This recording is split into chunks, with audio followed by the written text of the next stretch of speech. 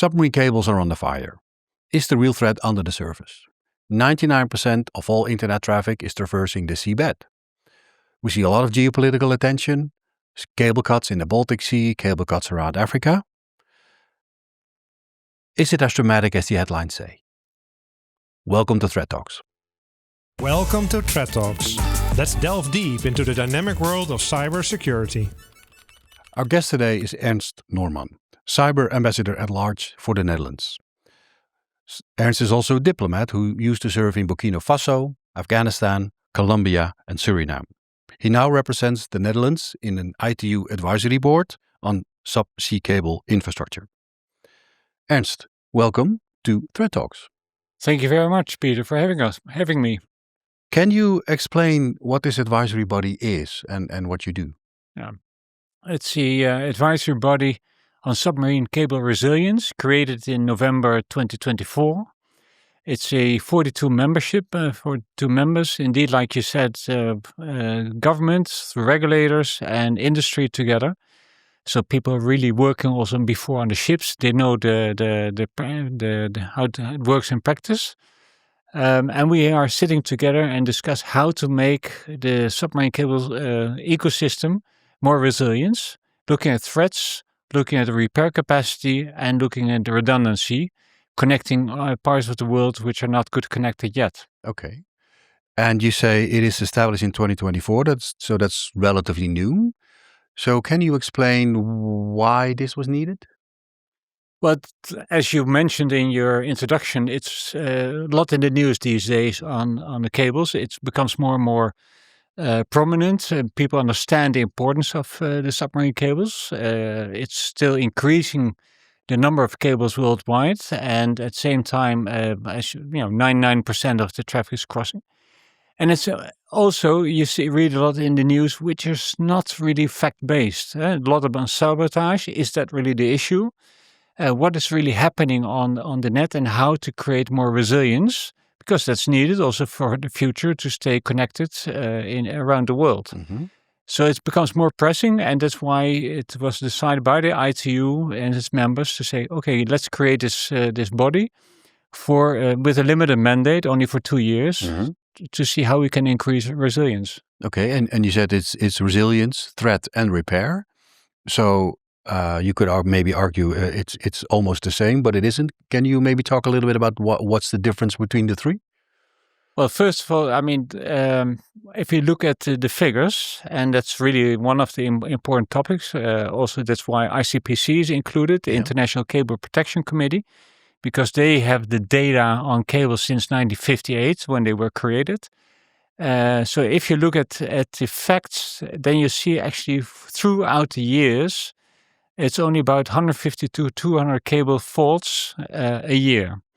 At the same time, the number of kilometers on cables increasing tremendously. Mm-hmm. Just give you one figure, in 2014, we had a million kilometers of cable. Wow.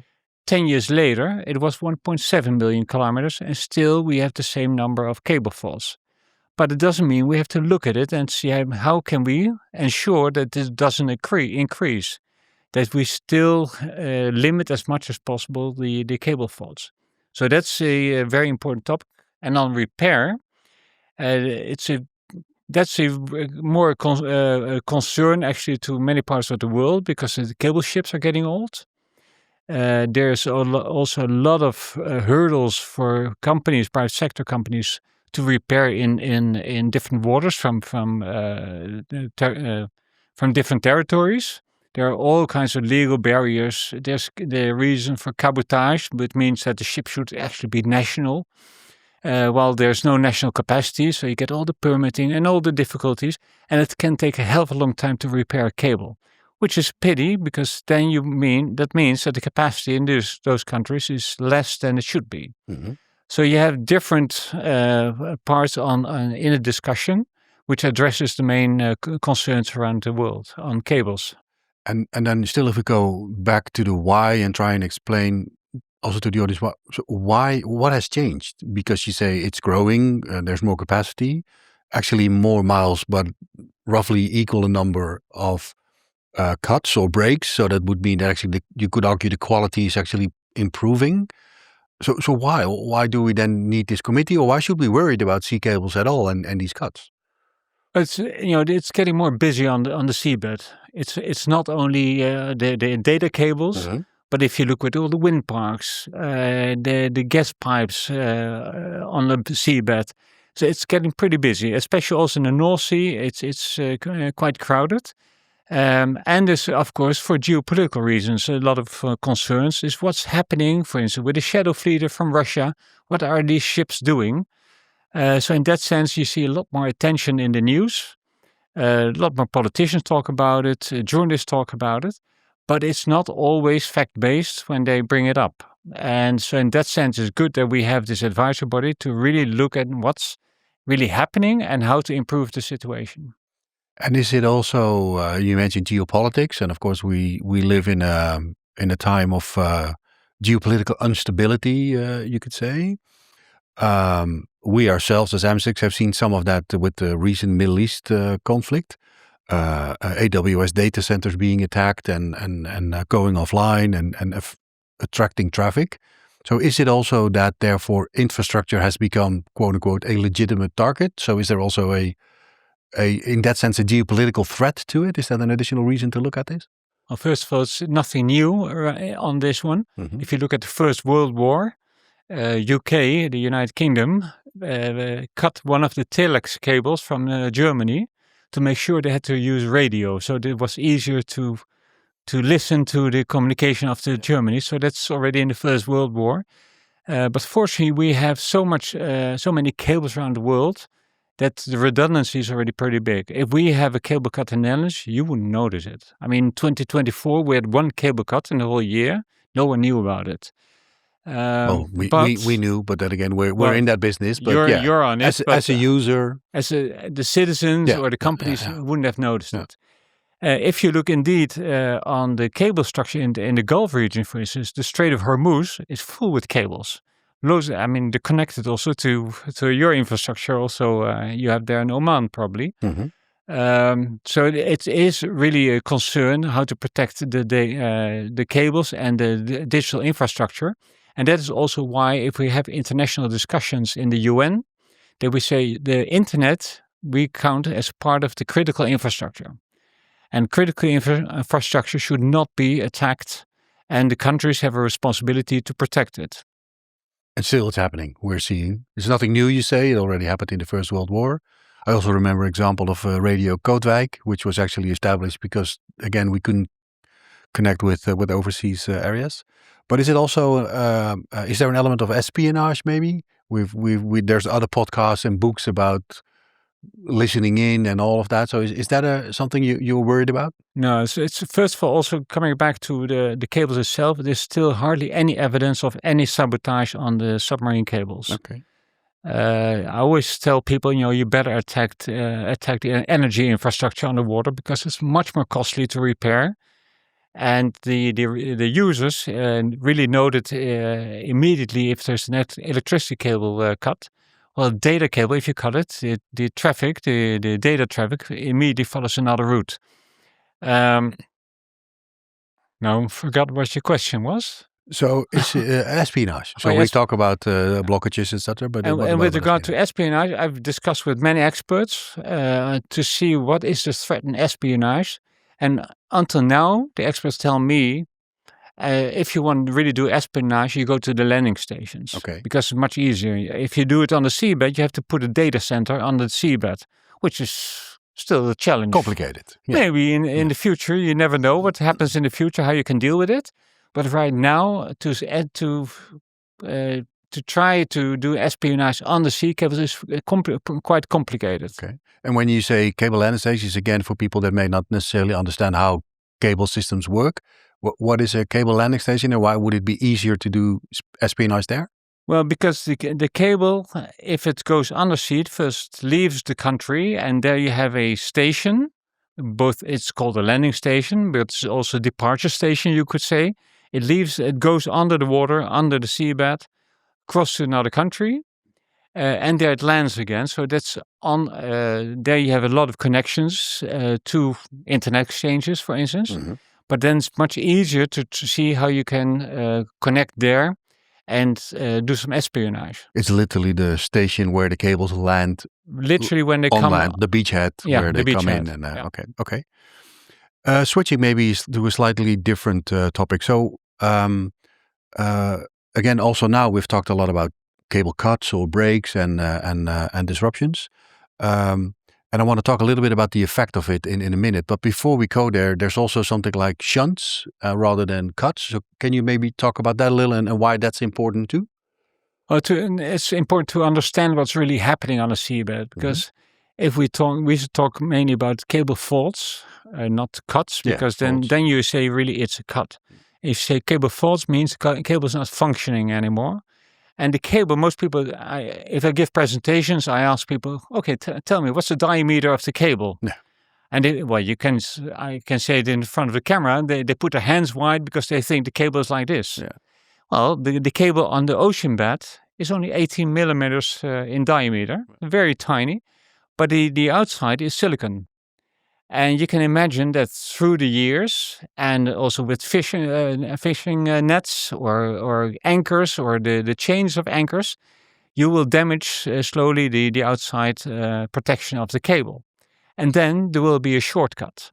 And that means that the repeaters you have every more or less 80 kilometers, they will have an electricity shortcut and won't function anymore. And that's called a shunt damage. Okay. And that means also the cable has to be repaired. Yeah, because it's still and it's counted as one of the 150 to 200 cable faults a year. And we didn't really touch on it, but you also said in when we were preparing that actually most of those sort of roughly 200 cuts, the majority of that is still fishermen, anchors, earthquakes, maybe, etc. Yeah, so it's sort of natural causes. For instance, in Africa, in front of the Congo River, it's a very difficult geographical point, especially after the raining season.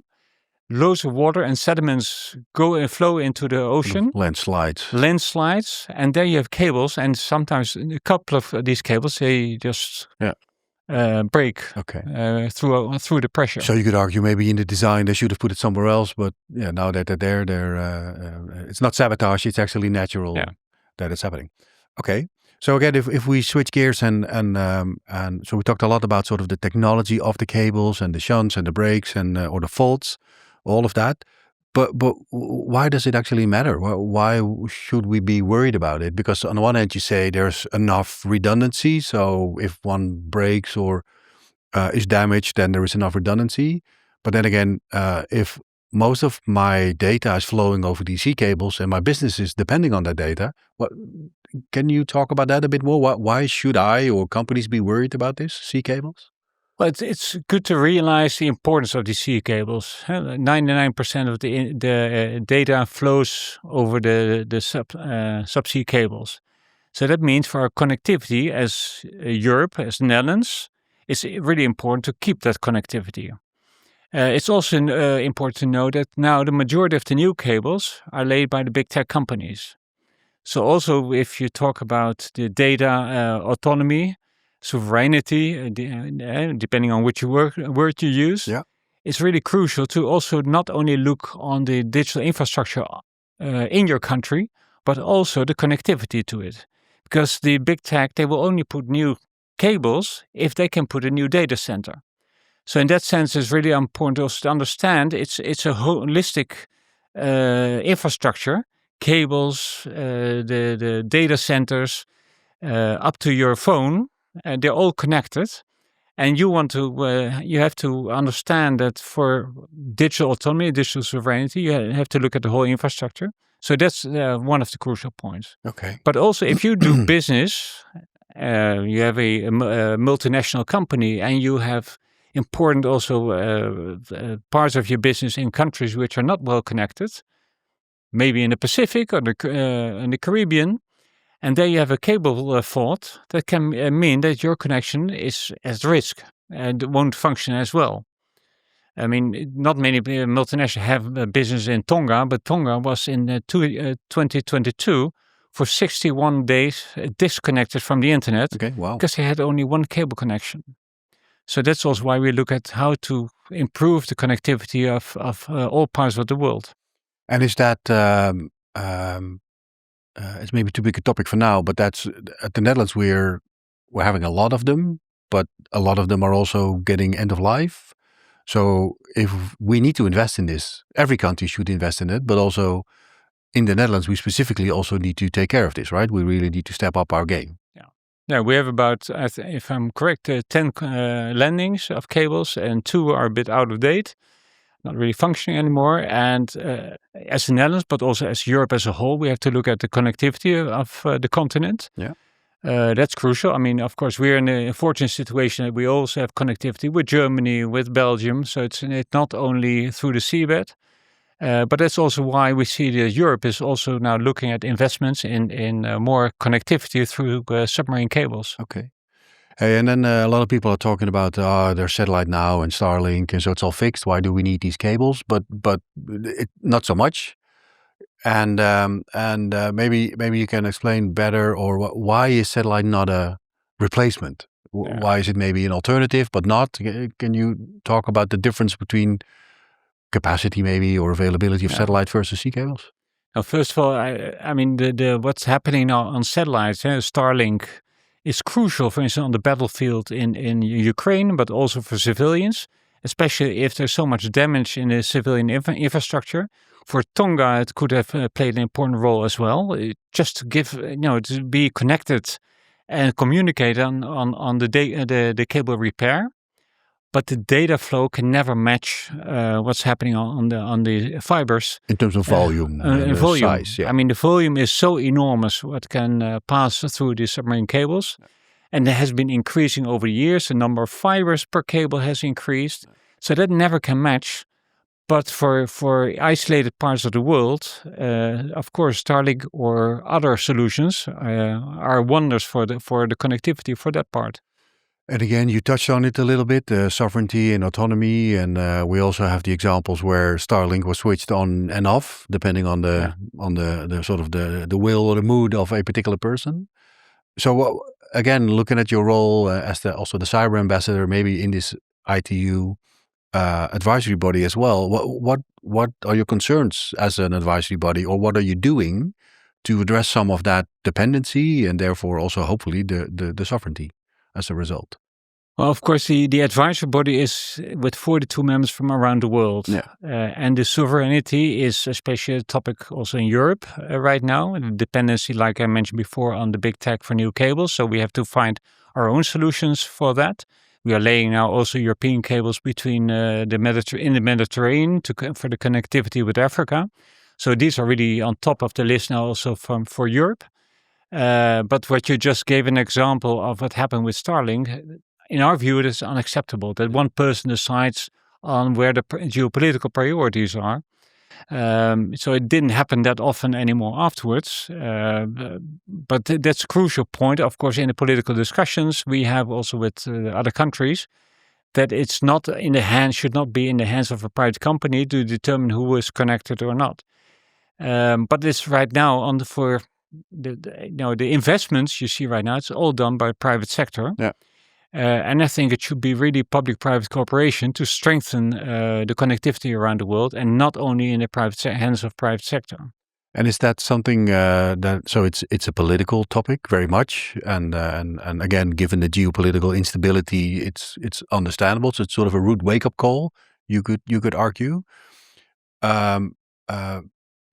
In my talks to also other companies and other CEOs or executive team members, I'm not entirely sure they see it as such as well, right? It's because it's so easy to use, it always works, so why would we be worried?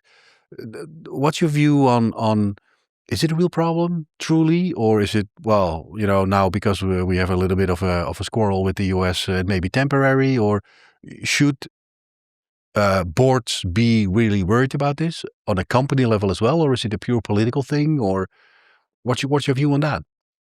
For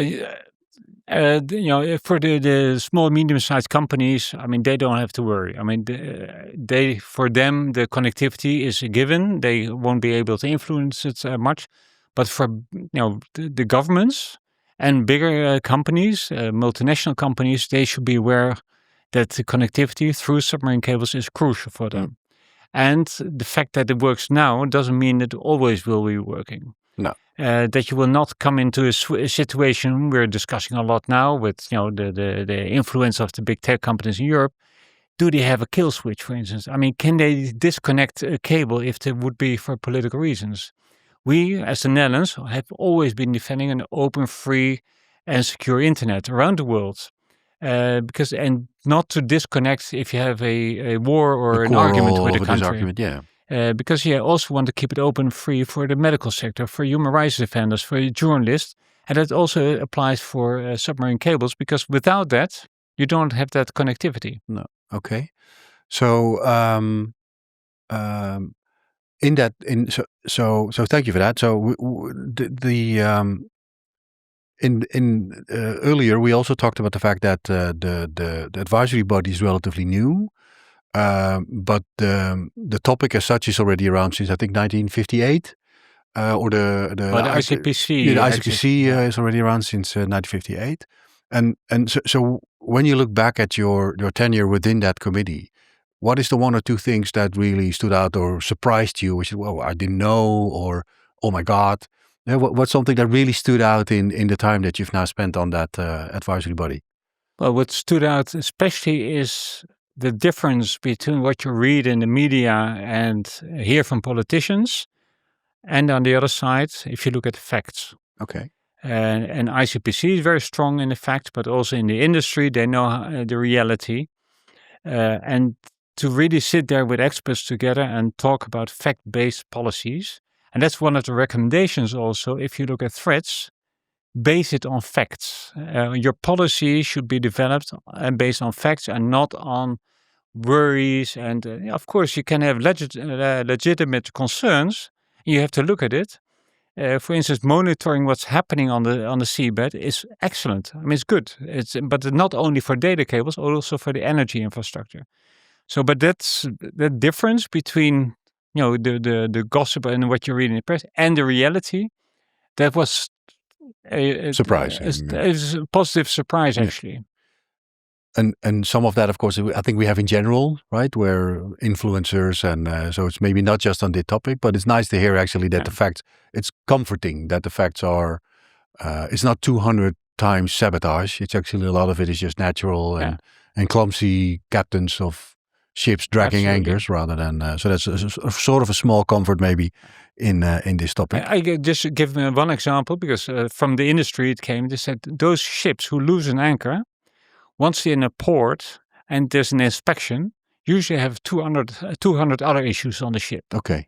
And they make a list and the captain has to sign for it that they will repair it and they're allowed to go. So the recommendation from the industry was also keep them in the port until they have fixed everything. And then they won't do it again. No, including where they lost their anchor. So maybe we can trace it back to which cable they cut. Okay. Interesting. Hey, and another topic around sea cables, which may be complicated, I don't know, is that there's the sort of the 12-mile zone of the borders of countries. Outside of that 12-mile zone, there's not a lot of law. There's a little bit of piracy, and there's some global economic zone. The economic zone is there, but from it's difficult for the Dutch Navy, for example, to act if it's outside that national law, or any navy for that matter. Do you talk about that as well? And is there policy, or how do we protect the sea cable in the area that is not within the 12 or the economic mile zone? Because there's a lot of ocean, so there's a lot of areas where there's no policing or the law is difficult. Yeah, and at the same time, I mean, the main worry right now is not the lack of policing, etc. I mean, we are monitoring what's happening, and we talk about sensors putting on the cables to follow what's happening in the ocean or the North Sea, for that matter. That's good for security reasons, but also environmental reasons. For instance, the fishery monitoring. For many reasons, you can do that. But the real concern is also the difficulty in repairing. I mentioned at the beginning that it can be so difficult for repair ships to enter waters to repair. Because of the permits and for the permits. Yeah. For sometimes you have to pay an import duty for your ship, and you don't get the import duty back. Okay. And then they complain it's very expensive to repair the cable. These are private cables, so the private companies have to take care also of the repair. But sometimes it can take months, and there are extreme examples of more than 2 years before they got a permit to repair the cable. Wow. And that's, I think, more an issue we try to tackle. That is a more harmonization. And the Netherlands is often mentioned together with the UK and also with South Africa as good examples how to do it. We have an open permit, a permit for the repair ships to come into our waters and immediately repair. They don't have to apply for a permit. They can immediately repair. And that's an example also for other parts of the world to see how you can do it. And then you don't even notice that you have a cable cut. Do you see other countries interested in that or potentially following that when you look at this advisory body? Or is it period. Do you see that? Yeah, absolutely. I mean, I attended 2 in-person conferences, and I had to sit also in a panel to explain our policy because they took it as an example of good practice. And the audience was very interested, and they also came afterwards to learn more about our practice on having such an open permit. Yeah. So no, this is one of the objectives of this advisory body: how to improve that. Okay. Hey, and slightly back to you as a person. So the fact you've spent time in Afghanistan, maybe not an easy country. Colombia, I'm not sure when, but also troubled past. Suriname. So how did that shape you as a person, but also as a diplomat? And how does that help or give you certain perspectives in the role you have today as an ambassador, but also specifically again in this advisory board? Yeah. Well, Afghanistan doesn't have any connection with submarine cables. It's a landlocked country.